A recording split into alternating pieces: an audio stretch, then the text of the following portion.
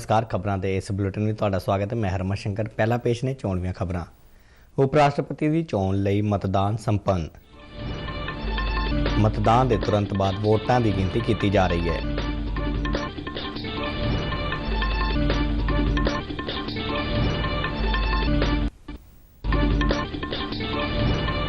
देश भर में आज़ादी का अमृत महोत्सव नूं लैके गतिविधियां जोरां ते।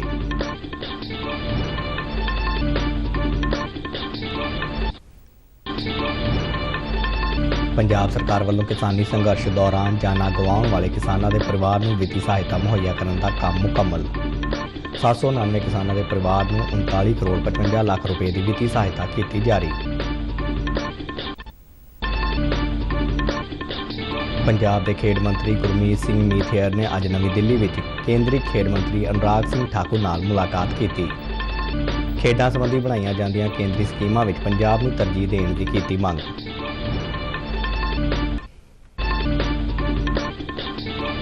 कामनवैल्थ खेडां विच भारत की शानदार कारगुजारी। भारत ने हुण तक 28 तमगे जीते।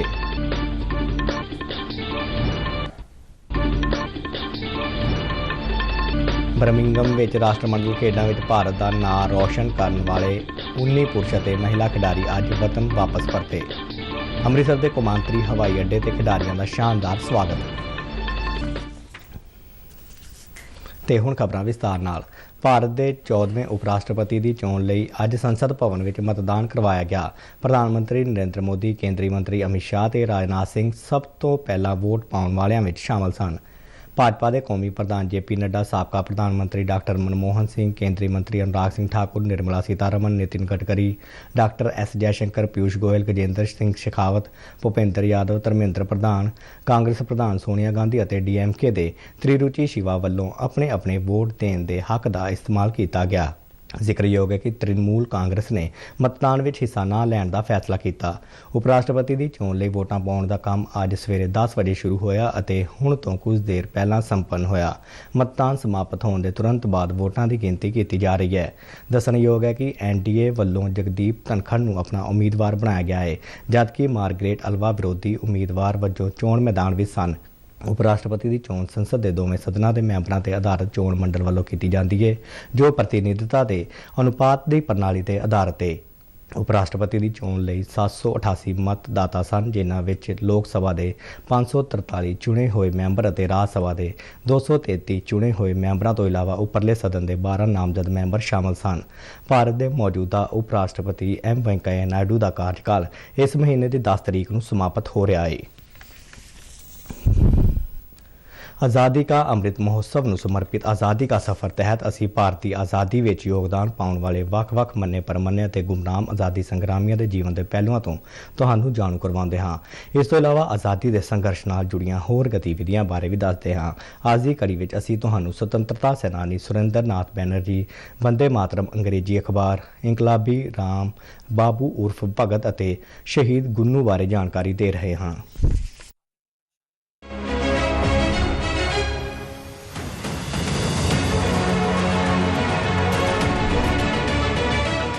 ਅੱਜ ਦੀ ਕੜੀ ਵਿੱਚ ਅਸੀਂ ਸੁਤੰਤਰਤਾ ਸੈਨਾਨੀ ਸੁਰਿੰਦਰ ਨਾਥ ਬੈਨਰਜੀ ਨੂੰ ਯਾਦ ਕਰ ਰਹੇ ਹਾਂ, ਜਿਨ੍ਹਾਂ ਦੀ 6 ਅਗਸਤ 1925 ਨੂੰ ਮੌਤ ਹੋ ਗਈ ਸੀ। ਰਾਸ਼ਟਰਗੁਰੂ ਦੇ ਤੌਰ ਤੇ ਮਸ਼ਹੂਰ ਬੈਨਰਜੀ ਨੇ 1876 ਵਿੱਚ ਬਰਤਾਨਵੀ ਭਾਰਤ ਵਿੱਚ ਪ੍ਰਮੁੱਖ ਰਾਸ਼ਟਰਵਾਦੀ ਸੰਗਠਨ ਇੰਡੀਅਨ ਨੈਸ਼ਨਲ ਐਸੋਸੀਏਸ਼ਨ ਦੀ ਸਥਾਪਨਾ ਕੀਤੀ। ਸੁਰਿੰਦਰ ਨਾਥ ਬੈਨਰਜੀ ਦਾ ਜਨਮ 10 ਨਵੰਬਰ 1848 ਨੂੰ ਕਲਕੱਤਾ ਵਿੱਚ ਹੋਇਆ ਸੀ। उन्होंने 1870 ਵਿੱਚ ਭਾਰਤੀ ਸਿਵਲ ਸੇਵਾ ਦੀ ਪ੍ਰੀਖਿਆ ਪਾਸ ਕੀਤੀ, ਪਰ ਬਰਤਾਨਵੀ ਪ੍ਰਸ਼ਾਸਨ ਵੱਲੋਂ ਉਨ੍ਹਾਂ ਨੂੰ ਅਯੋਗ ਕਰਾਰ ਦਿੱਤਾ ਗਿਆ। ਇਸ ਫੈਸਲੇ ਵਿਰੁੱਧ ਕੇਸ ਜਿੱਤਣ ਤੋਂ ਬਾਅਦ ਉਨ੍ਹਾਂ ਨੂੰ ਸਿਲਹਟ ਵਿੱਚ ਸਹਾਇਕ ਮੈਜਿਸਟ੍ਰੇਟ ਵਜੋਂ ਨਿਯੁਕਤ ਕੀਤਾ ਗਿਆ, ਪਰ ਛੇਤੀ ਹੀ ਬਰਤਾਨਵੀ ਪ੍ਰਸ਼ਾਸਨ ਨੇ ਉਨ੍ਹਾਂ ਦੀ ਗਲਤੀ ਦਾ ਹਵਾਲਾ ਦੇ ਕੇ ਉਨ੍ਹਾਂ ਨੂੰ ਅਹੁਦੇ ਤੋਂ ਹਟਾ ਦਿੱਤਾ ਅਤੇ ਇਸ ਵਾਰ ਉਨ੍ਹਾਂ ਦੀ ਅਪੀਲ ਨੂੰ ਵੀ ਬਰਤਾਨਵੀ ਅਦਾਲਤਾਂ ਨੇ ਰੱਦ ਕਰ ਦਿੱਤਾ ਸੀ। ਇਸ ਤੋਂ ਬਾਅਦ ਬੈਨਰਜੀ ਨੇ ਇੰਡੀਅਨ ਐਸੋਸੀਏਸ਼ਨ ਦਾ ਗਠਨ ਕੀਤਾ, ਜਿਹੜਾ ਪਹਿਲਾ ਆਲ ਇੰਡੀਆ ਰਾਸ਼ਟਰਵਾਦੀ ਸੰਗਠਨ ਸੀ। ਉਹ 1885 ਵਿੱਚ ਭਾਰਤੀ ਰਾਸ਼ਟਰੀ ਕਾਂਗਰਸ ਦੇ ਗਠਨ ਮਗਰੋਂ ਤੁਰੰਤ ਇਸ ਦੇ ਮੈਂਬਰ ਬਣ ਗਏ। ਉਨ੍ਹਾਂ ਨੇ 1905 ਵਿੱਚ ਬੰਗਾਲ ਦੀ ਵੰਡ ਦਾ ਜ਼ੋਰਦਾਰ ਢੰਗ ਨਾਲ ਵਿਰੋਧ ਕੀਤਾ। ਸੁਰਿੰਦਰ ਨਾਥ ਬੈਨਰਜੀ ਇਸ ਅੰਦੋਲਨ ਵਿੱਚ ਸਭ ਤੋਂ ਅੱਗੇ ਰਹੇ। ਉਨ੍ਹਾਂ ਨੇ ਪੂਰੇ ਬੰਗਾਲ ਅਤੇ ਭਾਰਤ ਵਿੱਚ ਵਿਰੋਧ ਪ੍ਰਦਰਸ਼ਨਾਂ, ਪਟੀਸ਼ਨਾਂ ਅਤੇ ਵਿਆਪਕ ਜਨਤਕ ਸਮਰਥਨ ਹਾਸਲ ਕਰਨ ਲਈ ਉਪਰਾਲੇ ਕੀਤੇ, ਜਿਸ ਦੇ ਚਲਦਿਆਂ ਆਖਰਕਾਰ ਅੰਗਰੇਜ਼ਾਂ ਨੂੰ ਬੰਗਾਲ ਦੀ ਵੰਡ ਦੇ ਫੈਸਲੇ ਨੂੰ ਵਾਪਸ ਲੈਣ ਲਈ ਮਜਬੂਰ ਹੋਣਾ ਪਿਆ। ਉਹ ਸਵਦੇਸ਼ੀ ਅੰਦੋਲਨ ਦੀ ਇੱਕ ਮਹੱਤਵਪੂਰਨ ਹਸਤੀ ਸਨ। ਬੈਨਰਜੀ, ਗੋਪਾਲ ਕ੍ਰਿਸ਼ਨ ਗੋਖਲੇ ਅਤੇ ਸਰੋਜਨੀ ਨਾਇਡੂ ਵਰਗੇ ਭਾਰਤੀ ਆਗੂਆਂ ਦੇ ਸਰਪ੍ਰਸਤ ਸਨ। ਭਾਰਤੀ ਆਜ਼ਾਦੀ ਅੰਦੋਲਨ ਦੀ ਇਸ ਪ੍ਰਮੁੱਖ ਆਗੂ ਸੁਰਿੰਦਰਨਾਥ ਬੈਨਰਜੀ ਨੇ 6 ਅਗਸਤ 1925 ਨੂੰ ਆਖਰੀ ਸਾਹ ਲਿਆ। ਇਸ ਰਾਸ਼ਟਰਵਾਦੀ ਨੇਤਾ ਸੁਰਿੰਦਰਨਾਥ ਬੈਨਰਜੀ ਨੂੰ ਨਮਨ। ਵੰਦੇ ਮਾਤਰਮ ਅੰਗਰੇਜ਼ੀ ਅਖਬਾਰ ਦਾ ਪ੍ਰਕਾਸ਼ਨ 6 ਅਗਸਤ 1905 ਨੂੰ ਕੋਲਕਾਤਾ ਤੋਂ ਸ਼ੁਰੂ ਹੋਇਆ। ਇਸ ਦੀ ਸਥਾਪਨਾ ਵਿਪਨ ਚੰਦਰਪਾਲ ਨੇ ਕੀਤੀ ਸੀ ਅਤੇ ਇਸ ਦੇ ਸੰਸਥਾਪਕ ਅਰਬਿੰਦੋ ਘੋਸ਼ ਸਨ। ਵੰਦੇ ਮਾਤਰਮ ਦਾ ਮੰਤਵ ਭਾਰਤੀਆਂ ਨੂੰ ਪੂਰਨ ਆਜ਼ਾਦੀ ਦੇ ਮਨੋਰਥ ਲਈ ਕੀਤੇ ਜਾਣ ਵਾਲੇ ਸੰਘਰਸ਼ ਲਈ ਤਿਆਰ ਕਰਨਾ ਸੀ। ਇਸ ਦੇ ਸਟਾਫ ਵਿੱਚ ਨਾ ਸਿਰਫ ਵਿਪਨ ਚੰਦਰਪਾਲ ਅਤੇ ਅਰਬਿੰਦੋ ਘੋਸ਼ ਸਗੋਂ ਕੁਝ ਹੋਰ ਬਹੁਤ ਹੀ ਯੋਗ ਲੇਖਕ ਸ਼ਿਆਮ ਸੁੰਦਰ ਚੱਕਰਵਰਤੀ, ਹਮਿੰਦਰ ਪ੍ਰਸਾਦ ਘੋਸ਼ ਅਤੇ ਬਿਜੋਏ ਚੈਟਰਜੀ ਵੀ ਸ਼ਾਮਲ ਸਨ। ਅਰਬਿੰਦੋ ਨੇ ਅਖਬਾਰ ਵਿੱਚ ਕ੍ਰਾਂਤੀ ਦੀ ਸਿਆਸੀ ਦਰਸ਼ਨ ਤੇ ਲੇਖਾਂ ਦੀ ਇੱਕ ਲੜੀ ਪ੍ਰਕਾਸ਼ਿਤ ਕੀਤੀ। ਵੰਦੇ ਮਾਤਰਮ ਵਿੱਚ ਅਰਬਿੰਦੋ ਘੋਸ਼ ਦੇ ਸੰਪਾਦਕੀ ਦੀ ਪ੍ਰਸ਼ੰਸਾ ਕਰਦੇ ਹੋਏ ਵਿਪਨ ਚੰਦਰਪਾਲ ਨੇ ਕਿਹਾ ਸੀ, ਵੰਦੇ ਮਾਤਰਮ ਦੇਸ਼ ਵਿੱਚ ਇੱਕ ਅਜਿਹੀ ਤਾਕਤ ਸੀ ਜਿਸ ਨੂੰ ਨਜ਼ਰ ਅੰਦਾਜ਼ ਕਰਨ ਦੀ ਹਿੰਮਤ ਕਿਸੇ ਵਿੱਚ ਵੀ ਨਹੀਂ ਸੀ, ਚਾਹੇ ਉਹ ਇਸ ਤੋਂ ਕਿੰਨਾ ਵੀ ਡਰਦਾ ਹੋਵੇ ਜਾਂ ਨਫ਼ਰਤ ਕਰੇ।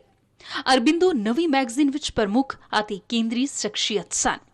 ਨੈਸ਼ਨਲ ਕਾਲਜ ਵਿੱਚ ਉਨ੍ਹਾਂ ਨੂੰ ਜਿਹੜੇ ਮੌਕੇ ਨਹੀਂ ਮਿਲੇ, ਉਹ ਸਾਰੇ ਉਨ੍ਹਾਂ ਨੂੰ ਵੰਦੇ ਮਾਤਰਮ ਦੇ ਪੰਨਿਆਂ ਵਿੱਚ ਮਿਲੇ, ਜਿਸ ਨਾਲ ਕੁਝ ਨੌਜਵਾਨਾਂ ਦੇ ਅਧਿਆਪਕ ਬਣਨ ਦੀ ਬਜਾਏ ਉਨ੍ਹਾਂ ਨੂੰ ਪੂਰੇ ਦੇਸ਼ ਦੇ ਨੌਜਵਾਨਾਂ ਦਾ ਅਧਿਆਪਕ ਬਣਨ ਦਾ ਮੌਕਾ ਮਿਲ ਗਿਆ। ਵੰਦੇ ਮਾਤਰਮ ਮੈਗਜ਼ੀਨ ਜਨਤਾ ਨੂੰ ਬਦਲਣ ਅਤੇ ਉਨ੍ਹਾਂ ਨੂੰ ਕ੍ਰਾਂਤੀ ਲਈ ਤਿਆਰ ਕਰਨ ਦੇ ਪ੍ਰਭਾਵ ਦੇ ਮਾਮਲੇ ਵਿੱਚ ਲਗਭਗ ਬੇਮਿਸਾਲ ਸੀ। ਅੱਜ ਅਸੀਂ ਬਿਹਾਰ ਦੇ ਪਟਨਾ ਦੇ ਰਹਿਣ ਵਾਲੇ ਇਨਕਲਾਬੀ ਰਾਮ ਬਾਬੂ ਉਰਫ ਭਗਤ ਨੂੰ ਵੀ ਯਾਦ ਕਰ ਰਹੇ ਹਾਂ। ਉਹ ਹਿੰਦੁਸਤਾਨ ਸੋਸ਼ਲਿਸਟ ਰਿਪਬਲਿਕਨ ਆਰਮੀ ਦੇ ਵਰਕਰ ਸਨ। ਉਹ ਪਟਨਾ ਸ਼ਹਿਰ ਵਿੱਚ ਸੁਤੰਤਰਤਾ ਅੰਦੋਲਨ ਦੌਰਾਨ ਸਰਗਰਮ ਰਹੇ। ਇੱਕ ਦਿਨ ਅੰਗਰੇਜ਼ਾਂ ਦੇ ਖਿਲਾਫ ਵਰਤੋਂ ਕਰਨ ਦੀ ਮੰਤਵ ਨਾਲ ਤਿਆਰ ਕੀਤੇ ਜਾ ਰਹੇ ਬੰਬ ਦੇ ਧਮਾਕੇ ਵਿੱਚ ਉਹ ਗੰਭੀਰ ਰੂਪ ਵਿੱਚ ਜ਼ਖਮੀ ਹੋ ਗਏ। ਰਾਮ ਬਾਬੂ ਨੂੰ ਪਟਨਾ ਦੇ ਜਨਰਲ ਹਸਪਤਾਲ ਭੇਜਿਆ ਗਿਆ, ਜਿੱਥੇ 6 ਅਗਸਤ 1931 ਨੂੰ ਉਨ੍ਹਾਂ ਦੀ ਮੌਤ ਹੋ ਗਈ। ਅਸੀਂ ਰਾਮ ਬਾਬੂ ਨੂੰ ਕੋਟ-ਕੋਟ ਨਮਨ ਕਰਦੇ ਹਾਂ। ਅਸੀਂ ਮਹਾਰਾਸ਼ਟਰ ਦੇ 17 ਦੇ ਰਹਿਣ ਵਾਲੇ ਸ਼ਹੀਦ ਗੁੰਨੂ ਨੂੰ ਵੀ ਯਾਦ ਕਰਦੇ ਹਾਂ। ਉਨ੍ਹਾਂ ਨੇ 1857 ਵਿੱਚ ਆਜ਼ਾਦੀ ਦੀ ਪਹਿਲੀ ਲੜਾਈ ਵਿੱਚ ਹਿੱਸਾ ਲਿਆ ਸੀ। ਉਹ ਸ਼ੁਰੂਆਤ ਵਿੱਚ ਈਸਟ ਇੰਡੀਆ ਕੰਪਨੀ ਦੀ ਫੌਜ ਵਿੱਚ ਇੱਕ ਸਿਪਾਹੀ ਸਨ, ਪਰ ਉਹ ਬਾਗੀਆਂ ਵਿੱਚ ਸ਼ਾਮਲ ਹੋ ਗਏ ਅਤੇ ਮਹਾਰਾਸ਼ਟਰ ਵਿੱਚ ਵੱਖ-ਵੱਖ ਥਾਵਾਂ ਤੇ ਕਈ ਵਾਰ ਅੰਗਰੇਜ਼ਾਂ ਨਾਲ ਲੜੇ। ਇੱਕ ਕਾਰਵਾਈ ਦੌਰਾਨ ਕੰਪਨੀ ਦੇ ਸਿਪਾਹੀਆਂ ਨੇ ਉਨ੍ਹਾਂ ਨੂੰ ਗ੍ਰਿਫਤਾਰ ਕਰ ਲਿਆ ਅਤੇ ਉਨ੍ਹਾਂ ਤੇ ਬਗਾਵਤ ਲਈ ਮੁਕੱਦਮਾ ਚਲਾਇਆ ਗਿਆ। ਗੁੰਨੂ ਨੂੰ ਬੇੜੀਆਂ ਵਿੱਚ ਜਕੜ ਕੇ ਸਖਤ ਉਮਰ ਕੈਦ ਦੀ ਸਜ਼ਾ ਸੁਣਾਈ ਗਈ ਅਤੇ 6 ਅਗਸਤ 1859 ਨੂੰ ਅੰਡੇਮਾਨ ਟਾਪੂ ਵਿੱਚ ਹਿਰਾਸਤ ਦੌਰਾਨ ਉਨ੍ਹਾਂ ਦੀ ਮੌਤ ਹੋ ਗਈ। ਦੇਸ਼ ਦੇ ਇਸ ਬਹਾਦਰ ਪੁੱਤਰ ਸ਼ਹੀਦ ਗੁੰਨੂ ਨੂੰ ਸਲਾਮ।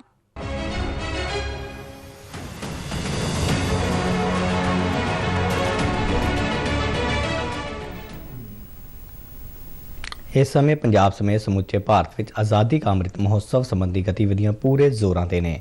ਭਾਰਤੀ ਜਨਤਾ ਪਾਰਟੀ ਦੇ ਪੰਜਾਬ ਪ੍ਰਧਾਨ ਅਸ਼ਵਨੀ ਸ਼ਰਮਾ ਨੇ ਭਾਰਤ ਦੀ ਆਜ਼ਾਦੀ ਦੇ 75 ਸਾਲ ਪੂਰੇ ਹੋਣ ਸੰਬੰਧੀ ਚਲਾਈ ਜਾ ਰਹੀ ਹਰ ਘਰ ਤਿਰੰਗਾ ਮੁਹਿੰਮ ਬਾਰੇ 9 ਵਿਧਾਨ ਸਭਾ ਹਲਕਿਆਂ ਦੇ ਕਾਰਜਕਰਤਾਵਾਂ ਨਾਲ ਮੀਟਿੰਗ ਕੀਤੀ।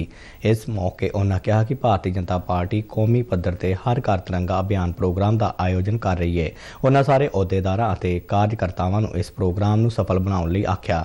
ਅਸ਼ਵਨੀ ਸ਼ਰਮਾ ਨੇ ਕਿਹਾ ਕਿ ਕੋਈ ਵੀ ਵਿਅਕਤੀ ਪਾਰਟੀ ਦੇ ਅਹੁਦੇਦਾਰ ਤੋਂ 25 ਰੁਪਏ ਵਿੱਚ ਰਾਸ਼ਟਰੀ ਝੰਡਾ ਖਰੀਦ ਸਕਦਾ ਹੈ।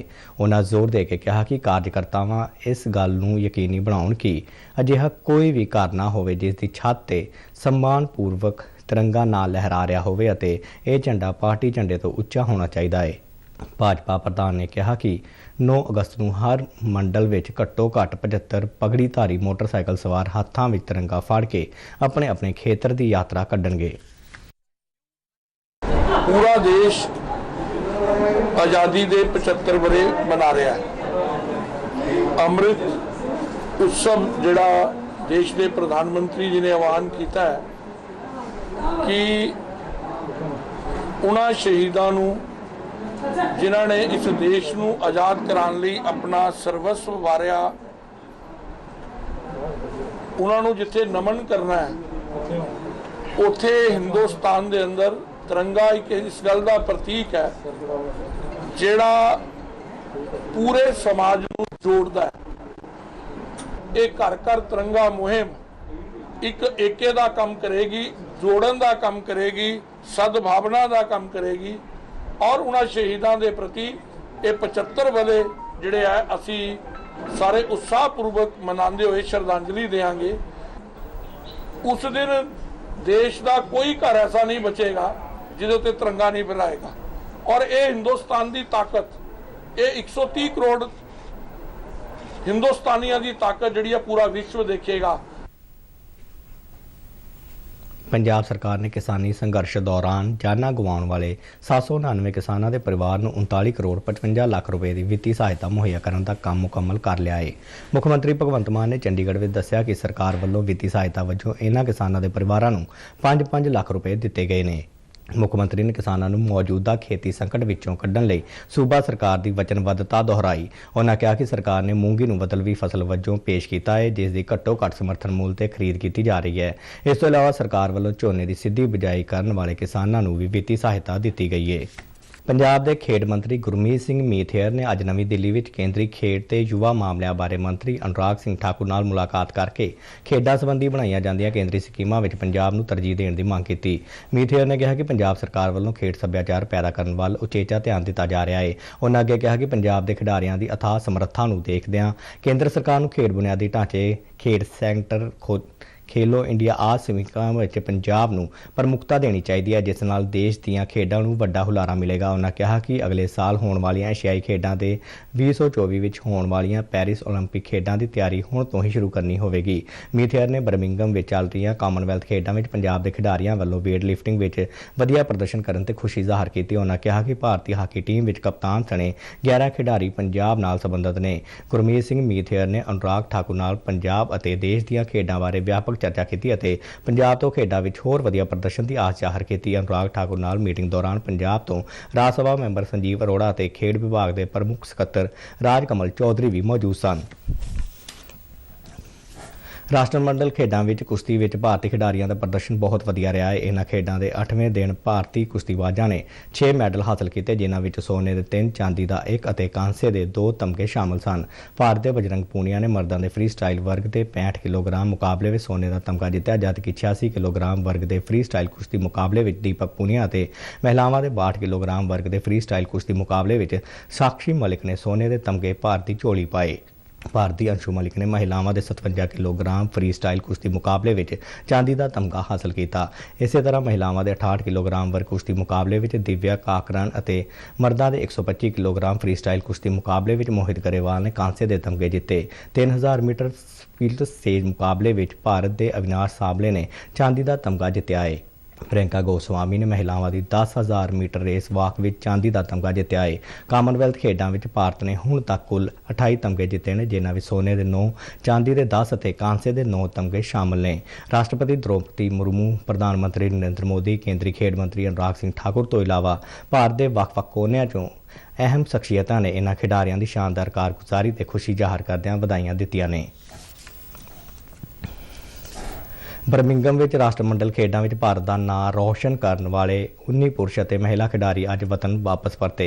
अमृतसर के गुरु रामदास अंतरराष्ट्रीय हवाई अड्डे ते डिप्टी कमिश्नर हरप्रीत सिंह सूदन समेत होर अधिकारियों ने इन्हां खिडारियों का शानदार स्वागत किया।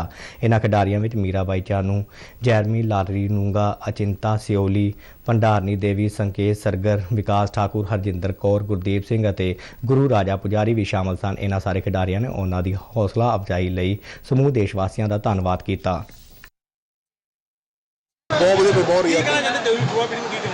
अजकल भाई स्पोर्ट्स करनी चाहिए सबनों नहीं देख रहे हो कितना प्यार मिल रहा है करने किन्ने खिलाड़ी आए अपने 15 टोटल खिलाड़ी आए नहीं। बहुत धन्नवाद जी सारे ਸਾਰੇ ਇੱਥੇ ਇਹਨਾਂ ਨੇ ਜਿੰਨੇ ਦੇਸ਼ ਵਾਸੀ ਆਪਣੇ ਪਹੁੰਚੇ ਆ ਤੇ ਆਪਾਂ ਨੂੰ ਇਹਨਾਂ ਪਿਆਰ ਦਿੱਤਾ ਜੀ ਤੇ ਇਸ ਦਾ ਬਹੁਤ ਬਹੁਤ ਧੰਨਵਾਦ ਜੀ। डिप्टी कमिश्नर हरप्रीत सिंह सूदन ने कहा कि सानू अपने खिडारियों पर बहुत माण है। ਸਾਡੇ ਅੰਮ੍ਰਿਤਸਰ ਜ਼ਿਲ੍ਹੇ ਲਈ ਤਾਂ ਬੜੇ ਮਾਣ ਦੀ ਗੱਲ ਹੈ, ਲਵਪ੍ਰੀਤ ਨੇ ਪੂਰੇ ਵਿਸ਼ਵ ਵਿੱਚ ਜਿਹੜਾ ਹੈ ਅੰਮ੍ਰਿਤਸਰ ਦਾ ਨਾਮ ਮਾਣ ਵਧਾਇਆ ਹੈਗਾ। ਅਸੀਂ ਸਾਰੇ ਇਸ ਗੱਲ ਤੇ ਬਹੁਤ ਮਾਣ ਕਰਦੇ ਹਾਂ ਤੇ ਇਸ ਲਈ ਉਹਦੇ ਸਤਿਕਾਰ ਲਈ ਅੱਜ ਇੱਥੇ ਪਹੁੰਚੇ। ਸਾਡੇ ਵੱਲੋਂ ਤਾਂ ਜੀ ਇਹੀ ਮੈਸੇਜ ਹੈ, ਜਿਹੜੇ ਸਾਡੇ ਜੇਤੂ ਖਿਲਾੜੀ ਅੱਜ ਆਪਣੇ ਦੇਸ਼ ਦਾ ਨਾਮ ਰੌਸ਼ਨ ਕਰਕੇ ਵਾਪਸ ਆਏ ਨੇ, ਇਹ ਆਈਡੀਅਲ ਨੇ ਸਾਰੇ ਦੇ ਸਾਰੇ ਯੂਥ ਲਈ ਕਿ ਅੱਜ ਅਸੀਂ ਆਪਣੇ ਯੂਥ ਨੂੰ ਪ੍ਰੇਰਿਤ ਕਰੀਏ ਕਿ ਉਹ ਫਿਟ ਇੰਡੀਆ ਮੂਵਮੈਂਟ ਨਾਲ ਜੁੜਨ, ਉਹ ਸਪੋਰਟਸ ਦੇ ਖੇਤਰ ਵਿੱਚ ਆਪਣੀ ਮਿਹਨਤ ਨਾਲ ਜਿਹੜਾ ਹੈ ਦੇਸ਼ ਦਾ ਨਾਮ ਹਰ ਮੰਚ ਤੇ ਰੌਸ਼ਨ ਕਰਨ। ਭਾਰਤੀ ਭਾਰੋਤੋਲਕਾਂ ਦੀ ਟੀਮ ਨੇ ਦੇਸ਼ ਵਾਸਤੇ 10 ਤਮਗੇ ਜਿੱਤੇ, ਜਿਨ੍ਹਾਂ ਵਿੱਚ ਸੋਨੇ ਅਤੇ ਚਾਂਦੀ ਦੇ 3 ਅਤੇ ਕਾਂਸੇ ਦੇ 4 ਤਮਗੇ ਸ਼ਾਮਲ ਨੇ। ਵਤਨ ਪਰਤੇ ਲਵਪ੍ਰੀਤ ਸਿੰਘ ਦਾ ਪਿੰਡ ਅੰਮ੍ਰਿਤਸਰ ਹਵਾਈ ਅੱਡੇ ਦੇ ਬਿਲਕੁਲ ਨਾਲ ਲੱਗਦਾ ਬਲ ਸਿਕੰਦਰ ਹੈ। ਖਬਰਾਂ ਦੇ ਬੁਲਟਨ ਸਾਡੇ ਦਰਸ਼ਕ RNU DDK ਜਲੰਧਰ ਦੇ YouTube ਚੈਨਲ, Facebook ਪੇਜ ਅਤੇ Twitter ਹੈਂਡਲ ਤੇ ਵੀ ਦੇਖ ਸਕਦੇ ਨੇ। ਤੇ ਇਸ ਦੇ ਨਾਲ ਹੀ ਖਬਰਾਂ ਦਾ ਇਹ ਬੁਲਟਨ ਖਤਮ ਹੋਇਆ। ਇਜਾਜ਼ਤ ਦਿਓ, ਨਮਸਕਾਰ।